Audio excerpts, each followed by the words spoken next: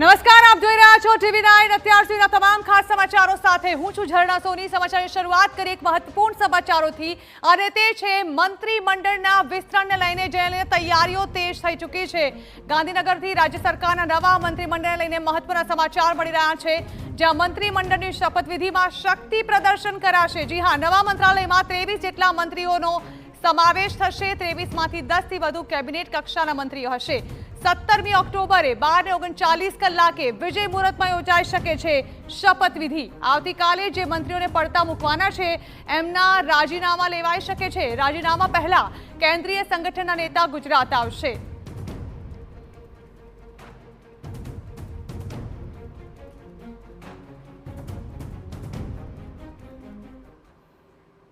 તો ખૂબ જ મહત્વપૂર્ણ સમાચાર, 17મી ઓક્ટોબરે વિજય મુહૂર્તમાં શપથ ગ્રહણ યોજાઈ શકે છે, તે પહેલા કરવામાં આવી શકે છે શક્તિ પ્રદર્શન। ત્યારે અંગે વિસ્તારથી વાત કરવા માટે સીધા જ જઈએ અમારા સહયોગી અને પોલિટિકલ એડિટર કિંજલ મિશ્રા પાસે। કિંજલ, ખૂબ જ મહત્વપૂર્ણ સમાચાર, છેલ્લા 3 દિવસથી આ વાતો જે છે તે ઉડી રહી છે કે ગમે તે સમયે મંત્રીમંડળના વિસ્તરણને લઈને કોઈ સમાચાર સામે આવી શકે છે, દિવાળી પહેલા જ નિર્ણય લેવાઈ શકે છે। હવે 17મી ઓક્ટોબર આ તારીખ ગણાવવામાં આવી રહી છે, જ્યાં વિજય મુહૂર્તમાં મંત્રીમંડળની શપથવિધિ યોજાશે। તે પહેલા શક્તિ પ્રદર્શન પણ યોજવામાં આવશે। જાણવા માંગે છે ઓવરઓલ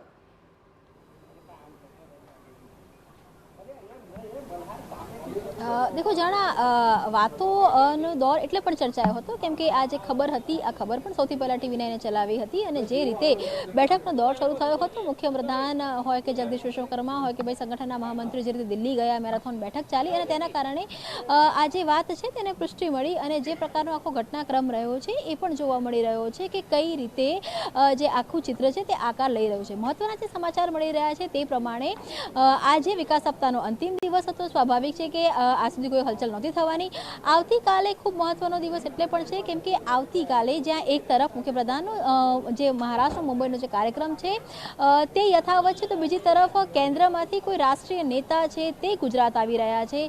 જાણે આ સિલસિલો હંમેશા ગુજરાતમાં રહ્યો છે કે જ્યારે પણ કોઈપણ પ્રકારના પરિવર્તનો આવતા હોય ત્યારે કેન્દ્રમાંથી, જો આપને યાદ હોય તો એક સમયે વી સતીશ હતા, એ ગુજરાત આવ્યા હતા જ્યારે આ સમગ્ર ઘટનાક્રમ રૂપાણી સરકાર વખતે ચાલતો હતો અને મંત્રાલય નવું બનાવવાની વાત હતી અને પહેલી વખતે ભૂપેન્દ્ર પટેલ મુખ્યમંત્રી બન્યા હતા, તો એ સમયે પણ જ્યારે સમજાવટનો દોર હતો એ ચાલતો હતો। ત્યારબાદ જ્યારે નવી સરકાર બની ગઈ હતી ત્યારે બીએલ સંતોષ હતા, એ ગુજરાતની મુલાકાતે હતા, તે અલગ અલગ જે નવનિયુક્ત મંત્રીઓ હતા તેમની સાથે બેઠક કરી હતી।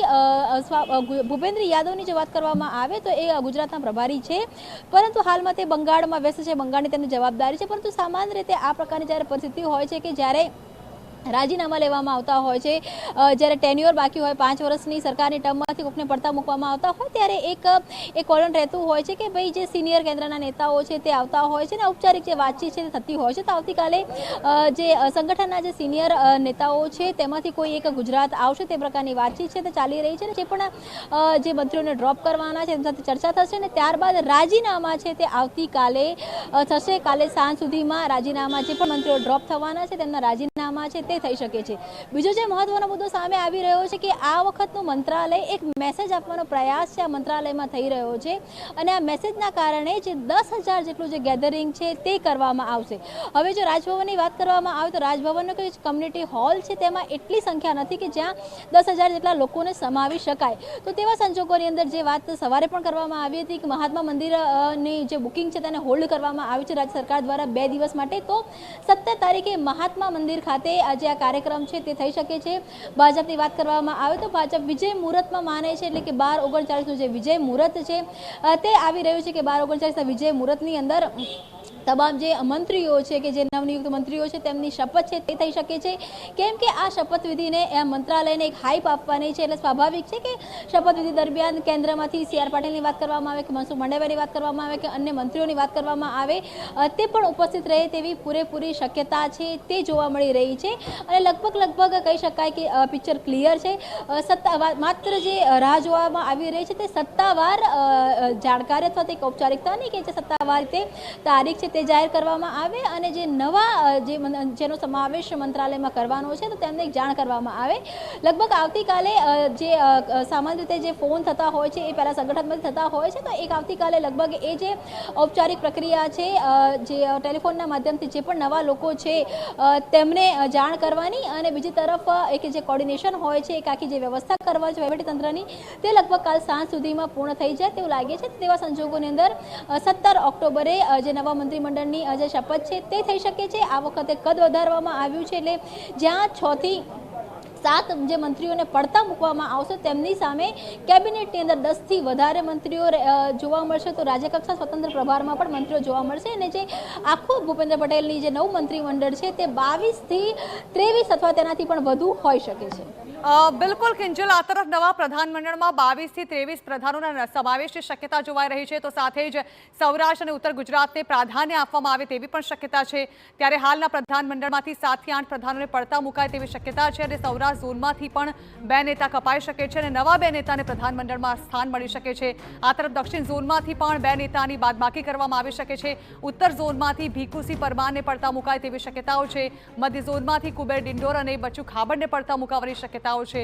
અમદાવાદમાંથી નવા ભાજપ પ્રદેશ પ્રમુખ જગદીશ પંચાલને ડ્રોપ કરવામાં આવશે. ત્યારે કિંજલ, અત્યાર સુધી જે TV9ના માધ્યમથી લગાતાર આપણે દર્શાવવાની કોશિશ કરી છે અને જે સંભવિત નામો છે, સાથે જ જેટલા એવા નામો છે કે જેને પડતા મુકાય તેવી પણ શક્યતાઓ છે, આ સંભવિત નામો કયા કયા હોઈ શકે છે ઝોન વાઇઝ?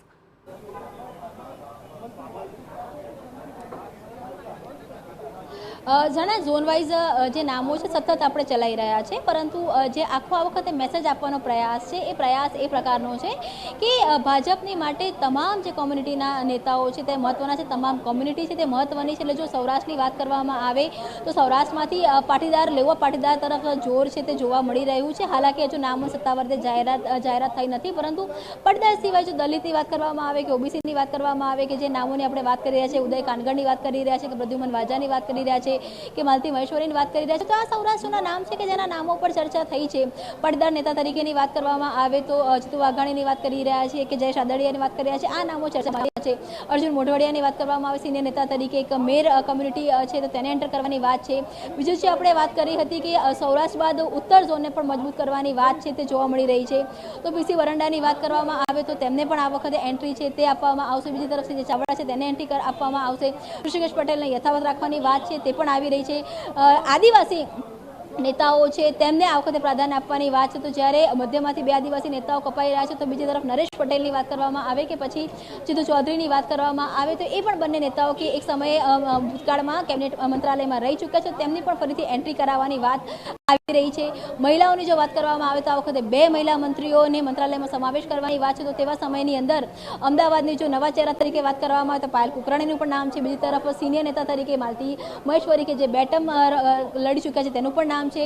મનીષા વકીલ દલિત અને કહી શકાય સૌમ્ય ચહેરો એક તેમનું પણ નામ આવી રહ્યું છે. નિમિષા સુથાર કે જે ટ્રાઇબ બેલ્ટમાંથી આવે છે, પરંતુ તેમને પણ વહીવટીતંત્રનો એક અનુભવ છે. તો આ જે નેતાઓ છે, આ તમામ જે નેતાઓ છે તેમના પણ નામોની ચર્ચા છે તે કરવામાં આવી રહી છે. મધ્ય ગુજરાતની વાત કરવામાં આવે કેમ કે કનુભાઈ દેસાઈની પણ વાત કરવામાં આવી રહી છે. કનુભાઈ દેસાઈને લગભગ ડ્રોપ કરવામાં આવે તો તેવા સમયમાં બાલુભાઈ શુક્લ કે જે ત્યાં દંડકની ભૂમિકામાં છે તેમને પણ મંત્રાલયમાં લઈ જવાય તે પ્રકારની પણ વાત છે. પ્રફુલ પાનસરિયાની વાત કરવામાં આવે તો પ્રફુલ પાનસરિયાને આ જ સરકારમાં મંત્રાલયમાં કન્ટિન્યુ કરી અને તેમને કેબિનેટ પ્રધાન બનાવે તેવી પૂરેપૂરી શક્યતાઓ છે. હર્ષ સંઘવીની વાત કરવામાં આવે તો હર્ષ સંઘવીને ગૃહના ખાતાની સાથે સાથે અન્ય વધુ એક કેબિનેટનો પ્રભાર આપે તેવી પણ પૂરી શક્યતાઓ છે. પરંતુ તમામ અત્યારે શક્યતાઓ છે એટલે આપણે કહી રહ્યા છીએ કેમ કે કાગળ ઉપર હજુ સુધી લખાઈને આવ્યું નથી, પરંતુ આ પ્રકારની એક જે ડિઝાઇન છે તે લગભગ બની ચૂકી છે.